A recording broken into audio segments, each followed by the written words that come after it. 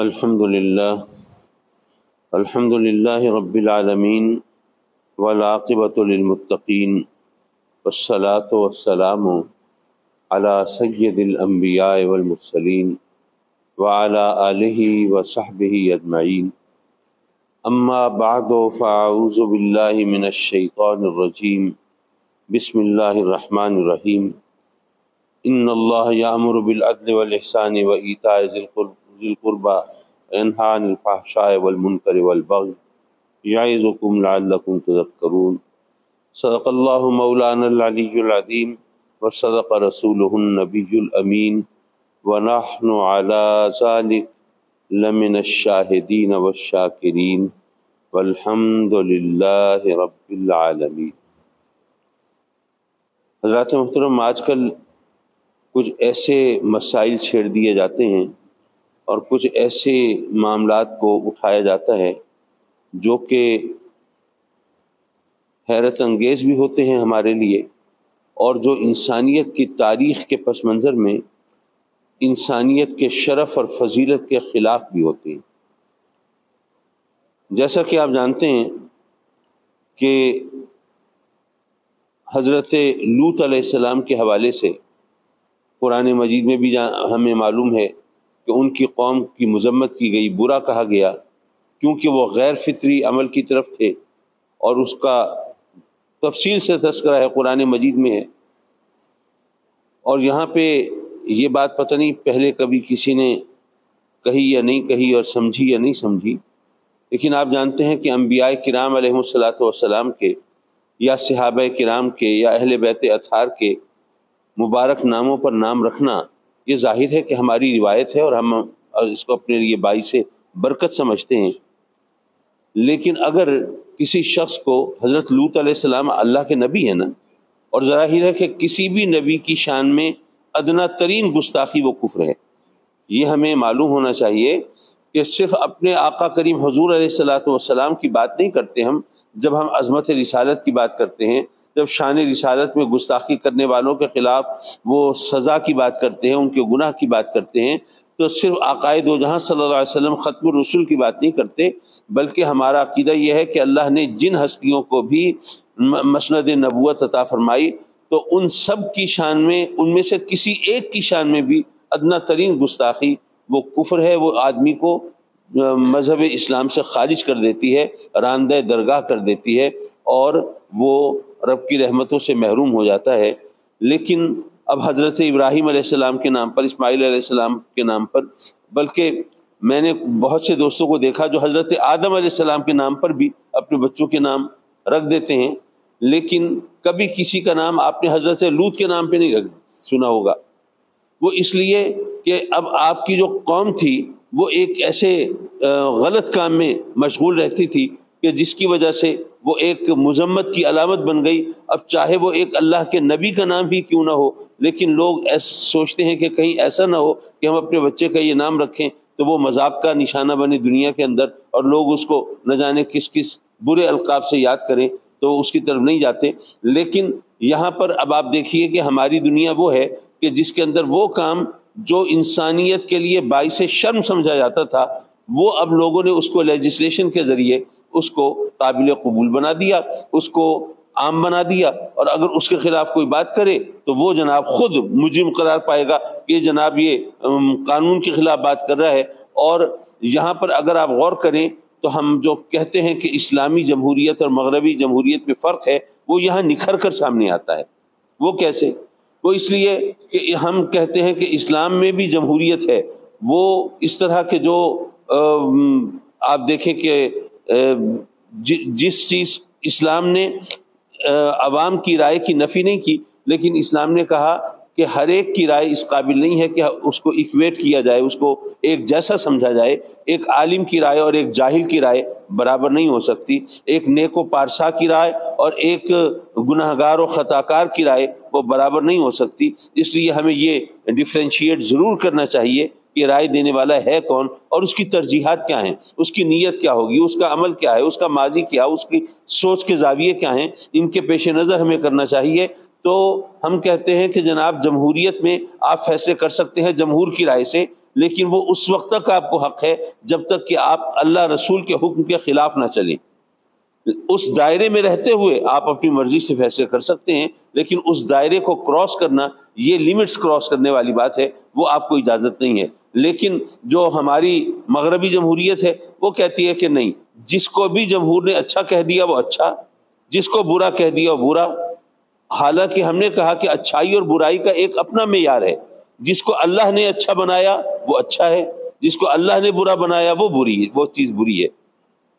اب یہ جو ہومو سیکسولیٹی ہے، ہم جنس پرستی ہے، یہ انسانیت کی تاریخ میں قابل مذمت رہی، چاہے وہ اس کی تاریخ ہزاروں سال پرانی صحیح. ظاہر حضرت لوط علیہ السلام کا زمانہ ہزاروں سال پرانا ہے، لیکن وہ یہ تاریخ تو اس وقت سے چلی آ رہی ہے، لیکن اس کی مذمت بھی تو اس وقت سے چلی آ رہی ہے، اس کو برا بھی تو اس وقت سے کہا جا رہا ہے. تو یہ انسانیت کی تاریخ ہے. لیکن ہم نے کہا کہ نہیں، ہماری جو جمہوریت ہے مذہبی، اس نے کہا کہ جس کو اللہ نے برا کہہ دیا آپ سب مل کر اس کو اچھا کہہ دیں، وہ اچھی نہیں ہو جائے گی. وہ جب اللہ نے کہہ دیا کہ بری ہے تو بری ہے. جس کو اللہ نے اچھا کہہ دیا وہ اچھی ہے، چاہے ساری دنیا مل کے اسے برا کہے کوئی فرق نہیں پڑتا. لیکن جمہوریت میں آیا کہ نہیں، جس کو جمہور اچھا کہیں وہ اچھا، جس کو جمہور برا کہیں وہ برا. آج کل وہ ٹرانسجینڈرز کے حوالے سے، اب یہ لفظ تو بہت سے لوگوں کے لیے اجنبی بھی ہوگا کہ بھئی یہ کیا لفظ ہے، کیا معاملہ ہے، اور اس کے حوالے سے اب قانون سازی بھی ہو گئی. ہمارے ہاں چونکہ ہم ایک تو لکیر کے فقیر ہیں، دوسرے ہے کہ ہم احساس کمتری کے شکار ہیں. وہ مغربی اقوام کے سامنے ہم لوگ اپنی بات کر نہیں پاتے. اور تیسری بات یہ ہے کہ ہم غیر ملکی اقوام کو خوش کرنے کے لیے ہر لمٹ کراس کرنے کے لیے تیار رہتے ہیں. جی وہ ہم سے خوش ہو جائیں. اگر ہم نے اللہ سے لو لگائی ہوتی تو صرف اسی کو راضی کرنے کی فکر ہوتی. جیسے وہ مشہور شعر آپ نے سنا ہوگا نا کہ وہ ایک سجدہ جسے تو گراں سمجھتا ہے، وہ 1000 سجدوں سے دیتا ہے آدمی کو نجات. تو اگر وہ صرف رب کی بارگاہ میں سچے دل سے آدمی سجدہ کر لے تو اس کو پھر کسی اور کے سامنے جھکنے کی ضرورت نہیں پڑتی، پھر وہ باقی تمام چیزوں سے بے نیاز ہو جاتا ہے. تو چلیے یہاں پر آج اتفاق سے یہ ذکر چھڑ گیا تو ٹرانسجینڈرز کے حوالے سے بھی بات کرتا چلوں. اصولی طور پر تو اس کو وہ جو خواجہ سرا کہیں، ان کو خسرا کہیں، ہجرا کہیں، ان لوگوں کے حوالے سے یہ لفظ وضع کیا گیا تھا. اور یہ کہا گیا انسانیت کی بات ہے کہ بھئی چاہے وہ تیسری جنس سے تعلق رکھتے ہوں، لیکن بہرحال وہ انسان تو ہیں، تو ان کو جینے کا حق ہونا چاہیے اور ان کے جو بنیادی حقوق ہیں ان کا تحفظ ہونا چاہیے. اس میں تو ظاہر ہے کہ کسی انسان کو کوئی دوسری رائے نہیں رکھنی چاہیے. ایک انسان ہے تو اس کو جینے کا حق بہرحال ملنا چاہیے، اس میں کوئی اختلافی بات نہیں ہے. لیکن ہمارے ہاں جو لیجسلیشن ہوئی اس کا مجھے نہیں پتا کہ عام لوگوں کو علم ہے یا نہیں ہے. وہ ایک مذاق ہے، بلکہ وہ لیجسلیشن جو ہے میں سمجھتا ہوں کہ مہذب ممالک کے اندر بھی اس انداز سے، میں نے ظاہر ہے کہ باہر کے ممالک کے قوانین کو تو اس طرح مطالعہ نہیں کیا، لیکن وہ لوگ تو اپنے حساب سے قوانین بناتے ہیں نا، اس لیے یقینی طور پر انہوں نے اس طرح لیجسلیشن نہیں کی ہوگی جس طرح ہمارے ہاں ہوئی. انہوں نے کہا کہ جناب بات یہ ہے کہ انسان ایک پیدا ہوا، ٹھیک ہے، وہ جسمانی طور پر ایک پرفیکٹ مرد ہے، اس میں کوئی کمی کوتاہی نہیں، لیکن وقت گزرنے کے ساتھ وہ یہ محسوس کرتا ہے کہ وہ بحیثیت مرد اپنے آپ کو کمفرٹیبل فیل نہیں کرتا، وہ اپنے آپ کو وہ آرام میں اور سکون میں محسوس نہیں کرتا. وہ اس عورتوں جیسی عادتیں اپنانا وہ اس کو اچھا لگتا ہے، عورتوں کی طرح باتیں کرنا وہ اس کو اچھا لگتا ہے، عورتوں کی محفلوں میں بیٹھنا وہ اس کو اچھا لگتا ہے. تو اگر وہ اپنے آپ کو ایک عورت کے طور پر رجسٹر کرانا چاہے تو قانون اس کو اجازت دیتا ہے وہ اپنے آپ کو ایک عورت کے طور پر رجسٹر کرا لے. نادرہ کو بھی یہ ہدایت جاری کی گئی کہ جناب کوئی شخص جو فزیکلی جسمانی طور پر پورا مرد ہے لیکن وہ کہتا ہے کہ نہیں جی میں ایک عورت کی حیثیت سے زندگی گزارنا چاہتا ہوں، تو ایسے وہ اگر کہے تو آپ اس کو عورت کی حیثیت سے رجسٹر کر لیجئے. اسی طرح ایک عورت ہے اگر وہ کہے کہ ٹھیک ہے جی میں فزیکلی ہوں تو عورت، لیکن یہ کہ مجھے مردوں کی طرح رہنا، لڑائی بھڑائی کرنا اور جناب یہ اس طرح تڑیاں لگانا اور اس طرح زندگی گزارنا اور مردوں کے اندر رہنا یہ اچھا لگتا ہے، تو میں ایک مرد کی حیثیت سے اپنے آپ کو رجسٹر کرانا چاہتی ہوں، تو اس لیے آپ اس کو اس کی حیثیت سے رجسٹر کر لیجئے. لیجسلیشن کے اندر، قانون سازی کے اندر یہ تک نہیں کہا گیا کہ جی وہ کہیں کسی ڈاکٹر سے کوئی سرٹیفکیٹ لے آئے، چلیے ڈاکٹر سے نہیں، کیونکہ جسمانی طور پر وہ تو کہہ رہے ہیں کہ ایسی ہے، لیکن چلیے وہ کسی کم از کم سائیکیٹرسٹ سے، ماہر نفسیات سے کوئی ایسا اس کے پاس سرٹیفکیٹ ہو جو کم از کم جسٹیفائی تو کرے کہ ہاں بھائی یہ واقعی یہ جو کہہ رہی ہے عورت جو کہہ رہی ہے کہ میں مرد ہوں، یا مرد جو کہہ رہا ہے کہ میں عورتوں کی طرح زندگی گزارنا چاہتا ہوں، تو اس کی کوئی بنیاد ہے نہیں، صرف اس شخص کا خود کہنا یہ دلیل بن گیا، اور آپ اپنے آپ کو چاہیں مرد ہیں تو عورت کے طور پر، عورت ہیں تو مرد کے طور پر رجسٹر کرا لیجئے۔ اچھا، اب یہاں پر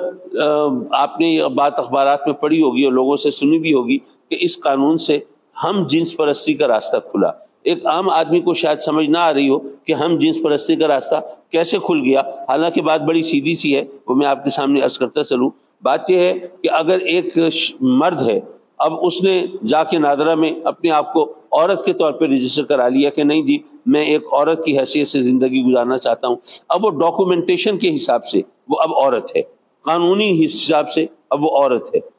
تو اب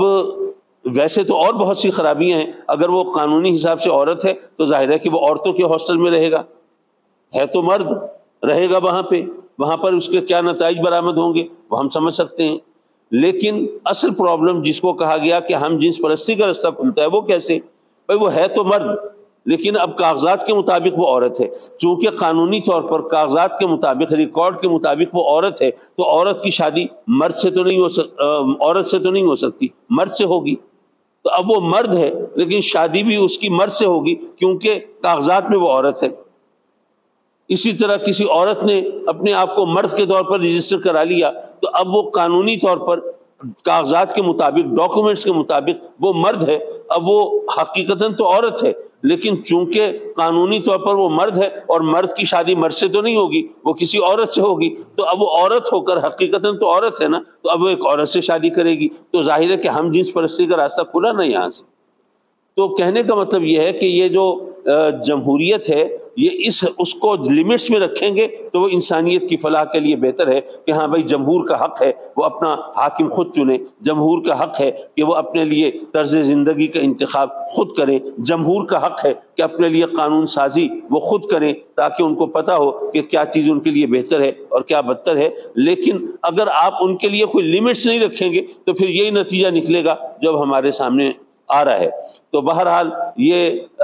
میں نے جو قرآن مجید سے آپ کے سامنے آیت تلاوت کی اس میں ہمیں یہی بتایا گیا کہ اللہ تبارک و تعالیٰ جو ہے وہ جو تمہیں حکم دیتا ہے وہ تمہیں فحاشی سے روکتا ہے، تمہیں برائی سے روکتا ہے، وہ تمہیں سیدھے سچے راستے پر رکھتا ہے، تو تم اگر اللہ کے حکم کو اپنے سامنے پیش نظر رکھو گے اور وہ اس کو اپنے لیے ایک حد تصور کرو گے کہ ہاں بھائی اس حد کو کراس نہیں کرنا، تو پھر تمہارے لیے زندگی آسان رہے گی۔ لیکن اگر تم تمام لیمٹس کو کراس کرتے جاؤ گے تو ظاہر ہے کہ پھر اس کی تو کوئی حد نہیں ہے، کوئی انتہا نہیں ہے، اور اس وقت دنیا کے اندر یہی تماشا چل رہا ہے، اور ہم لوگ جو ہیں ہمارے سامنے تو بھئی قرآن اور حدیث ہے نا، اور مزے کی بات یہ ہے کہ ہمارا کانسٹیٹیوشن، ہمارا جو آئین ہے وہ ہمیں کہتا ہے کہ پاکستان کے اندر کوئی قانون قرآن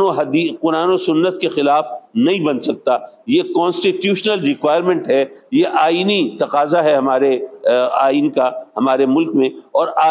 یہ ایک عام آدمی کو نہیں پتا ہوتا کہ قانون اور آئین میں کیا فرق ہے۔ آئین جو ہے وہ سپریم ہوتا ہے، وہ بالادست ہوتا ہے، آئین کی روشنی میں، آئین کے تحت، آئین کے نیچے قانون سازی ہوتی ہے، آئین کی روشنی میں قانون سازی ہوتی ہے، جو قانون جو بل بنتا ہے، قانون بنتا ہے، وہ آئین کے تحت ہوتا ہے، اور اگر کوئی قانون ایسا بنایا جائے جو آئین سے متصادم ہو تو وہ اس کو اب آج کل تو خیر پتہ نہیں سپریم کورٹ کا کیا حشر ہوگا اور اس کے ساتھ کیا کیا جائے گا، لیکن اصولی طور پر سپریم کورٹ اس کو معطل کر دے گی کہ یہ جناب کانسٹیٹیوشن سے متصادم ہے، اس کا کلیش ہے آئین سے، اس لیے یہ قانون جو ہے یہ قانون قابل قبول نہیں ہے، یہ قابل عمل نہیں ہے، یہ اس کا نفاذ ممکن نہیں ہے، یہ چونکہ آئین کے خلاف ہے۔ تو ہم لوگ کم از کم اتنا ہمیں شعور ضرور رکھنا چاہیے کہ ہمیں صحیح اور غلط کا تو پتہ ہونا کہ یہاں پہ کیا ہو رہا ہے۔ یہاں پر آج کل اب جو کچھ ہو رہا ہے جس کے اندر تھوڑا سا بھی شعور ہے وہ یہ سوچے کہ جناب یہ کانسٹیٹیوشن کو آپ اپنی مرضی اور اپنے خواہش کے سانچے میں ڈھالنے کی کوشش کریں تو اس کا مطلب یہ ہے کہ آپ سارے ملک کو صرف اپنی مرضی کے تابع رکھنا چاہتے ہیں، اور یہ بھی ہمیں معاف کیجئے آج کا یہ لیکچر ذرا تھوڑا سا مختلف ہو گیا اور وقت بھی کافی ہو گیا، لیکن میں صرف یہ کہنا چاہتا تھا کہ ہم لوگ جو ہیں مسلمان ہیں، ہمارے نزدیک سب سے اعلیٰ عرفہ وہ اللہ کا قانون ہے،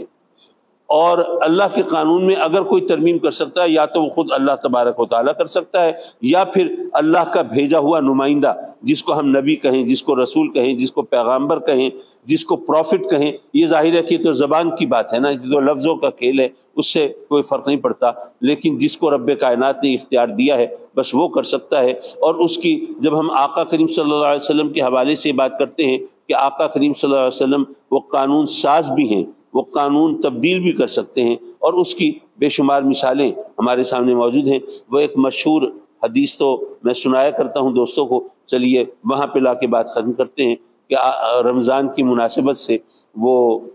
حدیث زیادہ شاید